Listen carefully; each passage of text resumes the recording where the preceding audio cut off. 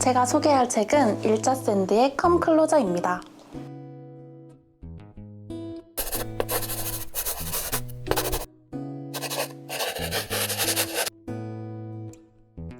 제가 소개할 책은 관계를 읽는 시간입니다.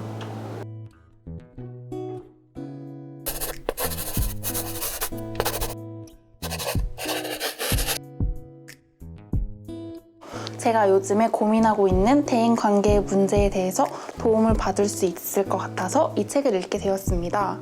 저는 요즘 누군가와 친밀한 인간관계를 맺고 싶어 하면서도 실제로는 그와 반대되는 모순된 행동들을 제가 반복을 하고 있더라고요. 그런데 이 책을 읽고 나서 내가 왜 이런 행동을 하는지 이해를 할 수 있게 되어서 그 답답한 마음이 많이 풀렸던 것 같아요. 그런데 생각보다 이런 고민을 하고 있는 사람들이 많더라고요.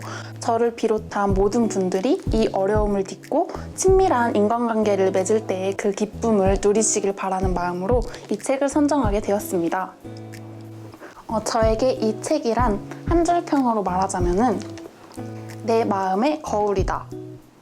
저 스스로 보지 못했던 제 마음을 이 책이 거울처럼 비춰준다는 생각이 들었고 저 자신에 대해서 더욱더 잘 알게 해준 것 같아요. 자기가 어떤 자기 보호를 사용하고 있는지 그것을 분명하게 자각하는 것이 시작이라고 생각을 해요. 물론 그것을 다 한 번에 파악하고 허무는 것이 쉽지는 않을 거예요. 하지만 자신을 정확하게 인식하려는 그 마음가짐이 긍정적인 변화의 첫걸음이지 않을까 싶습니다. 또 제가 이 책과 같이 읽으면 좋을 것 같은 책을 소개해드리고 싶은데요. 피터 홀린스의 혼자 있고 싶은데 외로운 건 싫어입니다. 이렇게 다양한 시각으로 나의 마음을 바라보면은 자신을 더욱 입체적으로 이해하는 데 도움이 되지 않을까 싶어서 이 책도 함께 추천을 드립니다. 제가 소개할 책은 관계를 읽는 시간이었는데요. 이 책은 저 사람은 왜 저렇게 관계를 맺나 라는 주제로 유형을 4개로 분류를 해요.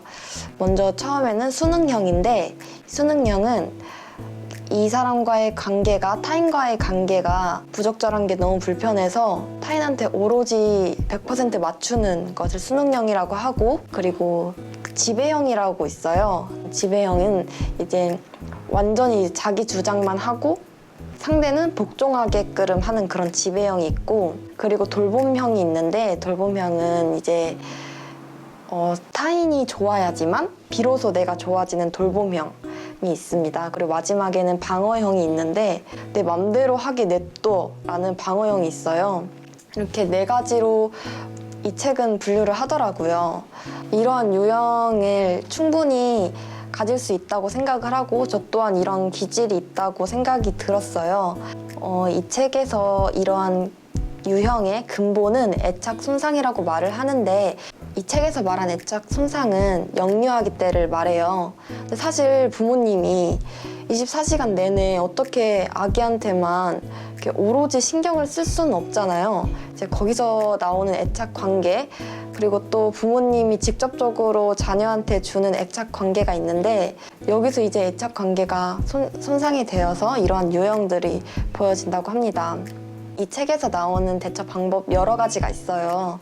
그 중에서도 존중이라는 것에 굉장히 많이 동의를 하고 또 저 또한 그 부분에 대해서 동의를 하는데, 존중이란 함은 이제 타인과의 존중을 주로 얘기를 들을 수 있잖아요. 근데 여기서 말하는 거는 자기 자신에 대한 존중이라고 말을 하더라고요.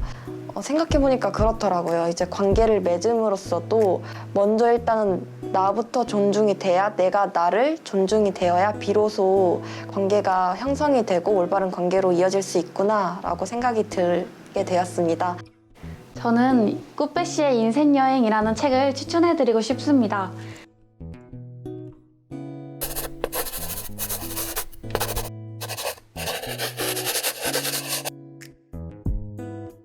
이 책은 제가 읽으면서 피곤할 때도 계속 그 뒷부분을 읽고 싶어지고 또 유쾌하기도 하고 유익하기도 해서 가끔은 코끝이 찡하다가도 또 웃음이 나오게 되는 그런 책이었습니다.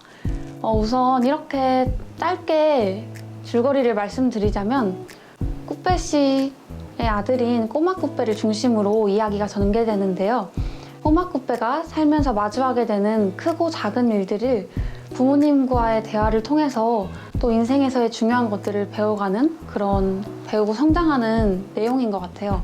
저는 이 책을 읽으면서 꼬마 꾸빼가 겪는 그런 모든 생각과 경험과 또 행동들이 그 과정 가운데서 그대로 쉽게 대화로 또 서술되는 그것들이 너무 재밌고 그 아이의 순수함과 솔직함이 그대로 전달되는 것 같아서 좋았습니다. 또 한 챕터의 마지막 부분에는 꼬마 꾸빼가 적어놓은 인생 수첩에 짧은 문장들이 있는데 그 문장을 통해서 정말 많은 것을 배웠고 저와 여러분들도 인생 수첩을 하나 만들어 보는 것도 괜찮을 것 같다는 생각이 들었습니다. 그리고 이 꼬마 꾸빼가 나오는 인생 수업 말고도 행복여행이나 우정여행, 사랑여행 등 많은 시리즈가 나와 있으니까요. 이런 것들을 자기가 좋아하는 거, 잘 맞는 거를 찾아서 순서대로 읽으시면 좋겠어요. 그리고 제가 가장 추천해드리고 싶은 독자분들은 이 책이 정말 쉽게 나왔기 때문에 독서 초보자이신 분들이 읽으시면 가장 좋을 것 같습니다. 제가 소개하고 싶은 책은 당신이 옳다이고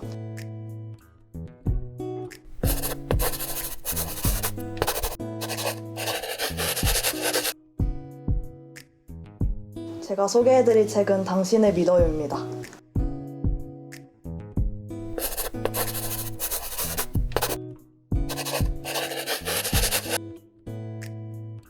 저는 이 책을 읽고 나서 저를 돌아볼 수 있게 되는 계기가 된 것 같아요.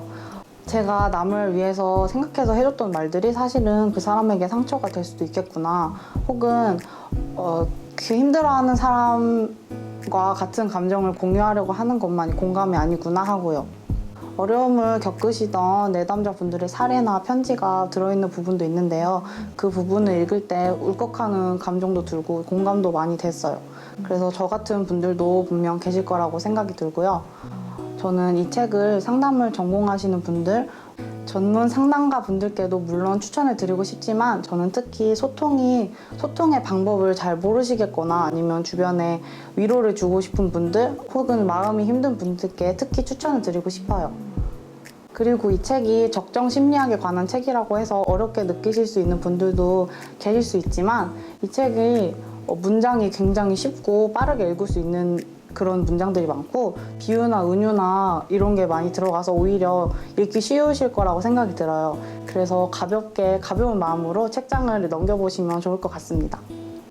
그러면 영주 씨는 마음에 와닿았던 문장이 있나요? 저는 제 마음에 와닿았던 문장은 우리는 누군가에게 한 사람이고 한 세상이다. 그래서 누구든 결정적인 치유자가 될 수 있다라는 문장인데요. 이 책에서도 계속 강조되는 점이 흰 가운을 입은 전문가들만이 상담을 할 수 있는 게 아니고 우리 모두가 다 상담자가 될 수 있고 또 다른 사람의 마음을 공감해 줄 수 있는 그런 능력이 다 있다라고 강조가 되어서 저는 그 문장을 가장 마음에 담는 문장으로 뽑았습니다. 저는 책을 읽을 때 첫인상이 되게 중요하다고 생각을 하거든요. 근데 이 책을 처음 마주했을 때 당신을 믿어요라는 제목이 저한테 되게 딱 와닿았어요. 그래서 이 책을 그렇게 꺼내게 되었고요. 화려하지도 않고 그리 특별한 문장도 아닌데 그런 무난한 문장들이 제 마음에 깊이 와닿더라고요. 그래서 종종 울컥할 때도 많았어요. 제가 이렇게 느낀 게 저뿐만 아니라 다른 모두에게도 똑같은 그런 감정을 나눌 수 있을 거라고 생각이 들더라고요. 그래서 어떤 누구에게가 아니라 어느 누구에게 좋은 책이 될 수 있을 거라는 생각이 들어서 이 책을 여러분들에게 권하고 싶습니다. 지난 상처를 다시 꺼내어서 자신과 마주한다는 거는 생각보다 또 생각만큼도 더 훨씬 어려운 일 같아요. 그런데 이제는 그 상처를 꺼내어서 만져주고 조금이나마 변화되길 원하는 사람들은 이 책을 펼쳐보아도 너무 좋을 것 같아요. 그리고 저는 이 책을 읽으면 좋을 장소를 얘기해드리고 싶은데 제가 이 책을 읽었을 때 되게 공간이 개방된 곳에서 읽었어요. 카페에서도 읽기도 하고 도서관에서도 읽기도 하고 그랬는데 저는 제 마음의 문제였을지 모르겠지만 되게 많이 눈물이 차오르고 막 가슴이 미어지기도 하고 그렇더라고요. 그런데 제가 그때 만약에 나 혼자 있는 공간에서 이 눈물을 차라리 흘려보냈으면 더 좋았을 거란 그런 생각이 많이 들었어요. 그래서 만약에 구독자 여러분들도 만약에 이 책과 인연이 되어서 읽게 된다면, 만약에 이 책을 마주하게 된다면 아무도 없이 나 혼자만 있는 공간에서 이 책을 읽으면서 자신의 느낀 감정을 다 표현하고 그런 눈물을 다 흘려보낼 수 있는 장소였으면 좋겠습니다.